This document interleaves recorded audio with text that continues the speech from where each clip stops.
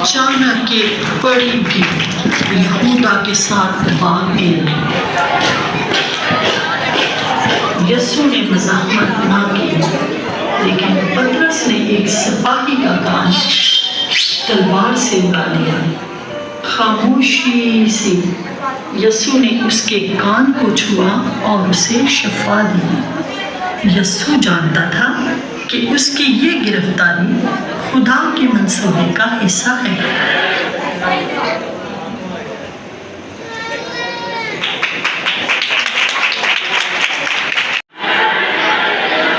वहाँ यहूदी सरदार कह रहे थे कि यीशु को सलीब दें। करीब ही पतरस भी खड़ा उनके नौकरों के साथ आग ताप रहा था और देख रहा था। 3 मर्तबा लोगों ने पतरस को घूरा और कहा कि तुम भी यीशु के साथ थे। 3 मर्तबा पतरस ने इनकार किया, जैसा यीशु ने फरमाया था।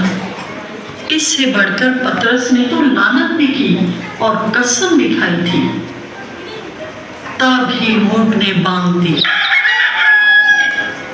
ये जिसके लिए खुदा की आवाज थी। करते हुए पतरस जार रोया। यहूदा को भी बहुत अफसोस हुआ। जुर्म नहीं किया। यहूदा ने चांदी के 30 सिक्के सरदार काहिल को वापस लौटाने चाहिए, लेकिन उसने वापस न लिए। यहूदा ने वो सिक्के फेंक दिए और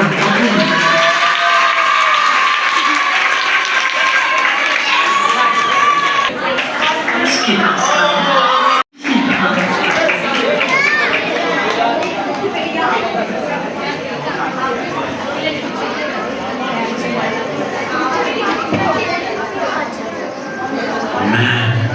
इस आदमी में कोई जुर्म नहीं पाता।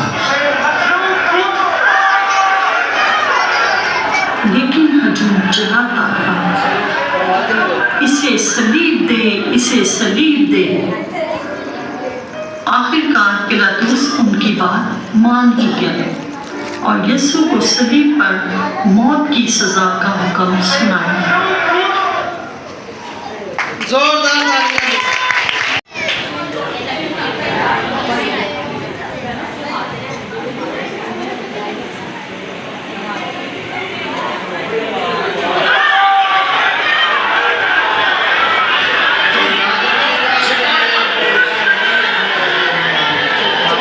सिपाही खींच कर यीशु को ले गए उसकी और उसे कोड़े मारे।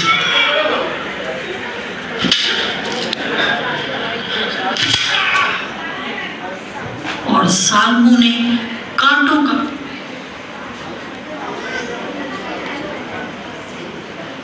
उसके सर पर जोर से दबा दिया। तब उन्होंने इसे मरने के लिए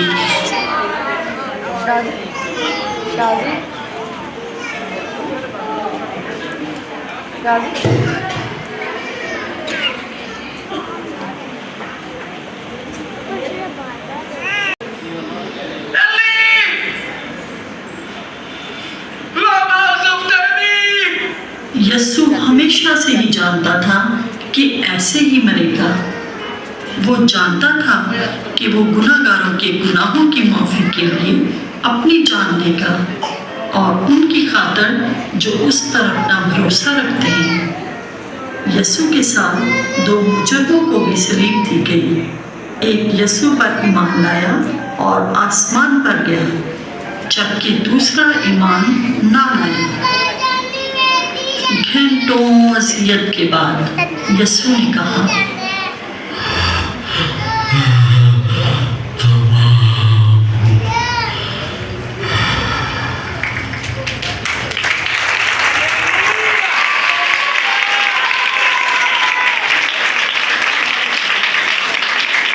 शागिर्दों ने उसे एक नई कब्र में दफन किया। तब रोमी सिपाहियों ने कब्र पर मोहर कर दी और उसकी हिफाजत करने लगे ताकि कोई भी अंदर या बाहर ना जा सके। यीशु मरा ही नहीं रहा। और हफ्ते के पहले दिन अल सुबह यीशु के कुछ शागिर्दों ने कब्र से पत्थर को हटा हुआ पाया।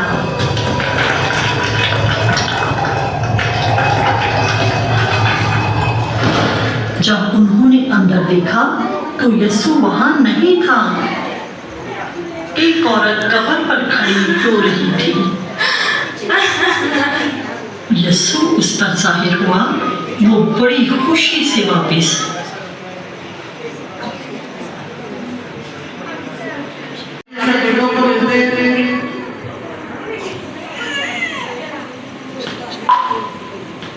शागिर्दों और बताया कि यीशु जिंदा है, यीशु मुर्दों में से जी उठा है। सूरज की दोस्ती नहीं करते, चांद सूरज की दोस्ती हम नहीं करते, दुनिया के महबूबों के आगे नहीं झुकते, क्योंकि जिंदा खुदा है हमारा, जिंदा खुदा है हमारा, जिंदा खुदा है हमारा, क्योंकि जिंदा खुदा है हमारा।